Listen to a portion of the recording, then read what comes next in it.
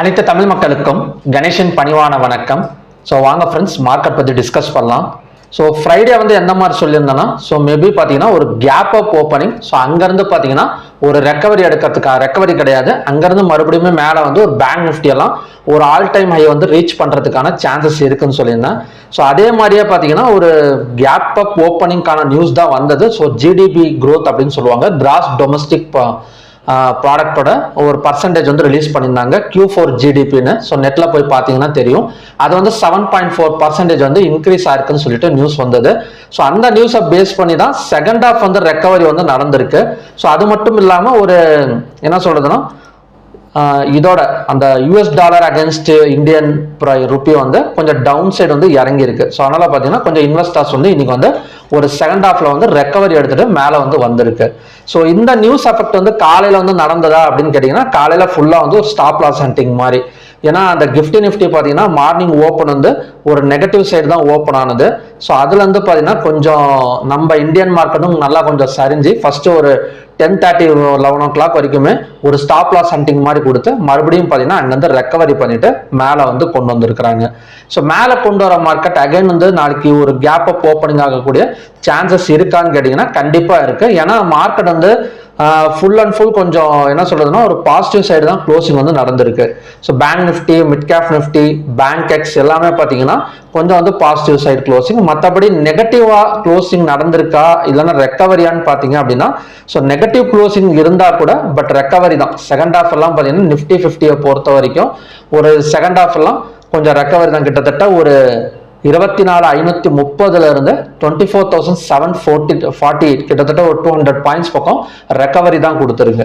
So அந்த GDP க்ரோத்தோட news வந்து மார்னிங்ல வேலை செய்யல, செகண்ட் ஹாஃப்ல வந்து ரெக்கவரிக்காக தான் இந்த நியூஸஸ் வந்து வேலை செஞ்சிருக்கு. ஓகே, ஸோ நாளைக்கு வந்து இதே மாதிரி நடக்குமா? ஏன்னா ஒரு கிட்டத்தட்ட பார்த்தீங்கன்னா ஒரு 3 நாளாவுமே ஃபர்ஸ்ட் ஹாஃப் செல் கொடுக்குறாங்க, செகண்ட் ஹாஃப் வந்து பை கொடுத்து ரெக்கவரி பண்ணிடுறாங்க. ஸோ இதை வச்சுட்டு எதையுமே நம்ம ஹோல்டும் பண்ண முடியல. இன்னைக்கு செகண்ட் ஹாஃப் பைன்னு சொல்லிட்டு ஹோல்டு பண்ணோம் அப்படின்னா எக்ஸ்பைரி அன்னைக்கு மார்னிங்லேயே கொஞ்சம் இறக்கி விட்டுறாங்க.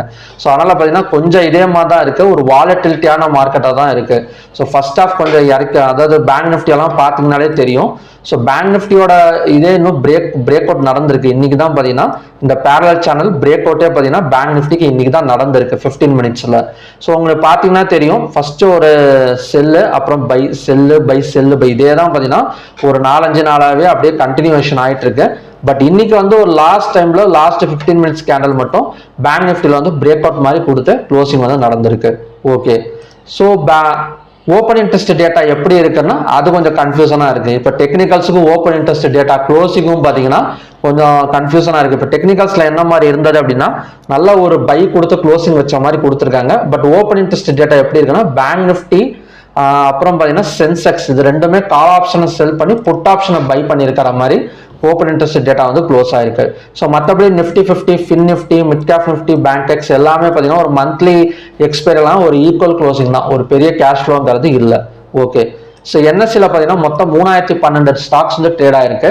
அதில் அட்வான்ஸ் வந்து 1505, டிக்ளைன்ஸ் வந்து 1426, அன்சேஞ்ச் வந்து 81. கிட்டத்தட்ட நெகட்டிவாக கம்பேர் பண்ணுறதை விட பாசிட்டிவ் அதிகமாக இருக்கா கேட்டிங்கன்னா ரொம்ப அதிகமாக கிடையாது. வெறும் ஒரு 100 ஸ்டாக் மட்டும் தான் கொஞ்சம் பாசிட்டிவ்ல க்ளோசிங் வந்து நடந்திருக்கு.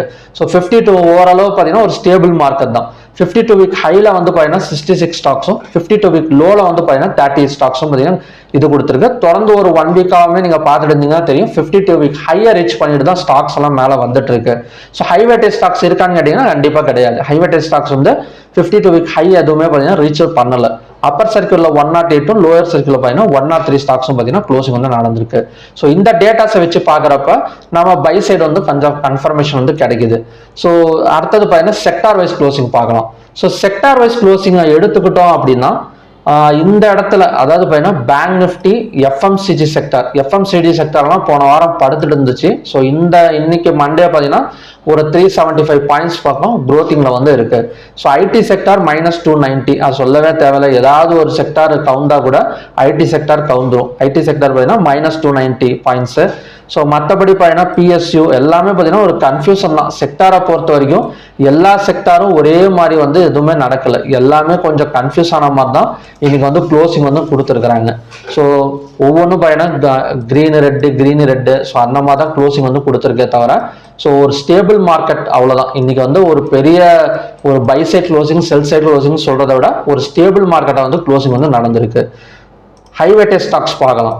ஸோ ஹைவேட்டேஜ் ஸ்டாக்ஸ் இன்னைக்கு என்ன பண்ணுச்சு அப்படின்னா சொதப்பிரிச்சுன்னு தான் சொல்லணும். ஏன்னா ரிலையன்ஸ் எல்லாம் நல்ல ஒரு மார்னிங்ல கொஞ்சம் இறங்குனது, ஒரு சின்ன ஒரு மூமெண்ட் செல் சைடு கொடுத்துட்டு இறங்குனுச்சு, மறுபடியும் பார்த்தீங்கன்னா ரெக்கவரி. ஸோ இதே தான் பார்த்தீங்கன்னா எல்லா ஸ்டாக்ஸ்லையுமே நடந்திருக்கு. ஸோ அதோட ரிஃப்ளெக்ட் தான் நமக்கு அந்த பேங்க் நிஃப்டி சார்ட்லலாம் பார்த்தீங்கன்னா நடந்திருக்கு. ஓகே, ஸோ இதுல ஏதாவது ஒரு பாசிட்டிவ்ல இருக்கான்னு பார்த்தீங்கன்னா இப்போதைக்கு பாசிட்டிவ்னு சொல்லக்கூடிய இடத்துல எம்என்டம் மட்டும்தான், மஹேந்திரா அண்ட் மஹேந்திரா மட்டும்தான் 44 பாயிண்ட்ஸ் மூவ்மெண்ட் கொடுத்து கிட்டத்தட்ட 1.5% வரைக்கும் பாசிட்டிவ் ரிசல்ட் வந்து கொடுத்துருக்கு. ஸோ மற்றது எல்லாமே பார்த்தீங்கன்னா negative.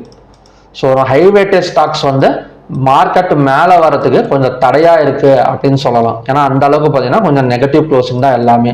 So second half recovery ஆண்டா கூட அந்த அளவுக்கு பார்த்தீங்கன்னா ஒரு பெரிய பாசிட்டிவ் க்ளோசிங்லாம் கிடையாது. ஓகே, ஸோ டெக்னிக்கல்ஸ்ல எப்படி வந்து நாளைக்கு வந்து நம்ம எடுத்துக்கலாம் அப்படின்னா கேப் அப்ல ஓப்பன் ஆனால் மட்டும் நம்ம வந்து பை சைடு வந்து ஃபோக்கஸ் பண்ணலாம். அது எந்த செக்மெண்டா இருந்தாலுமே சரி. ஸோ கேப் அப்ல ஓப்பன் ஆகணும். ஸோ மார்க்கெட் இன்னைக்கு பேங்க் நிஃப்டி எல்லாம் பார்த்தீங்கன்னா ஸோ 55,966.30 தான் ஹை. ஸோ ஒரு கேப் அப்ல ஓப்பன் ஆனா ஸோ அடுத்த ரெசிஸ்டன்ஸ் என்னவா இருக்குன்னு பார்த்தீங்கன்னா 56,094.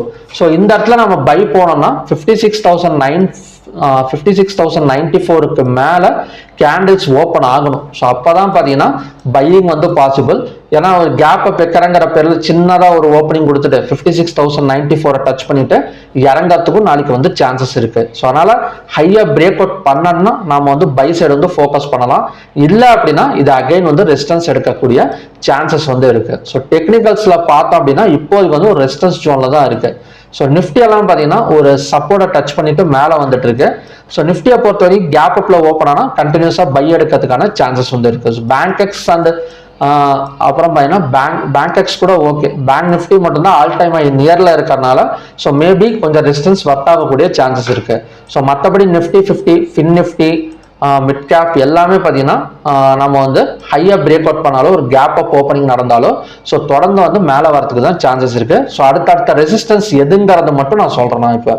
ஸோ நிஃப்டியை பொறுத்த வரைக்கும் அடுத்த ரெசிஸ்டன்ஸுங்கிறது ரொம்ப தூரமாக தான் இருக்கு, பக்கமாலாம் இல்லை. கிட்டத்தட்ட 25,054.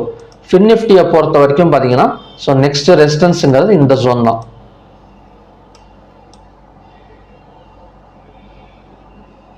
26,669. ஸோ மிட் கேப் நிஃப்டியை பொறுத்த வரைக்கும் 12,844. ஸோ சென்செக்ஸை பொறுத்த வரைக்கும் 82,500. ஸோ பேங்க் எக்ஸை பொறுத்த வரைக்கும் 64,328.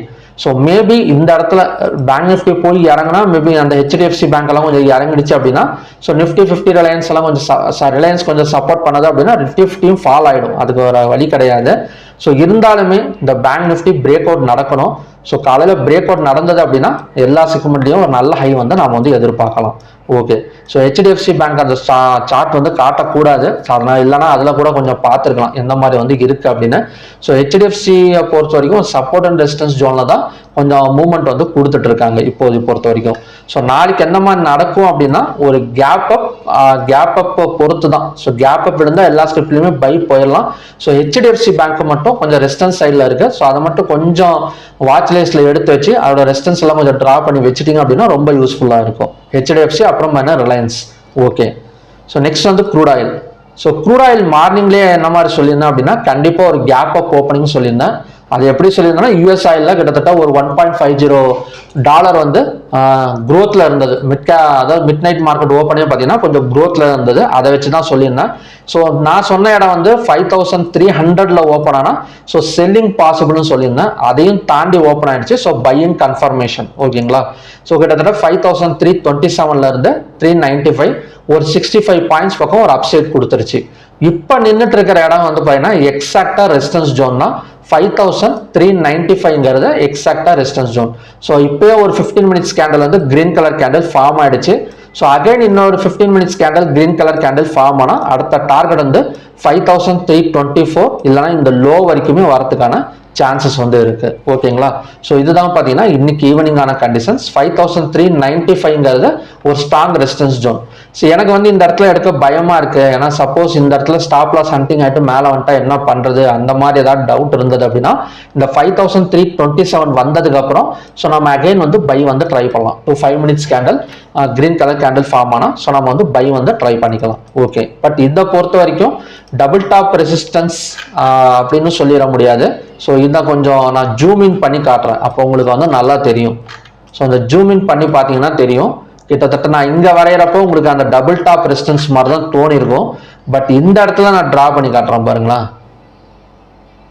ஸோ இப்போ பார்த்தீங்கன்னா தெரியும் இந்த ரேஞ்ச் வந்து கிட்டத்தட்ட டபுள் டாப் ட்ரிபிள் டாப் கிடையாது, அதை விட அதிகமான டாப் ரெசிஸ்டன்ஸ். கிட்டத்தட்ட 1 2 3 4 5 6 7 கிட்டத்தட்ட ஒரு 8 டைம்ஸ் வந்து இந்த ஜோன் வந்து ரெசிஸ்டன்ஸாக வந்து ஒர்க் ஆயிருக்கு. இன்னைக்கும் ரெசிஸ்டன்ஸாக ஒர்க் ஆகக்கூடிய சான்சஸ் இருக்கு.